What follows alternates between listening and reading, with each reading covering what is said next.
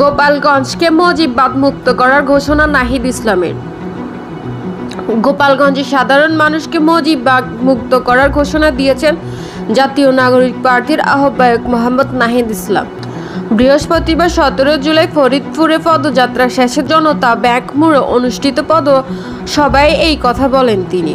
নাহিদ ইসলাম বলেন, অনেকে কালেই গোপালগঞ্জ যেতে চেয়েছিলেন, খুব শীঘ্রই আমরা সেখানে যাচ্ছি। গোপালগঞ্জের সাধারণ মানুষকে মুজিববাদ থেকে মুক্ত করব, তবে সরকারকে সতর্ক করে দিতে চাই, সাধারণ মানুষকে যেন হেনস্থ করা না হয়। তিনি আরও বলেন, আমরা ন্যায্য বিচার আদায় না করা পর্যন্ত রাজপথ ছাড়ব না।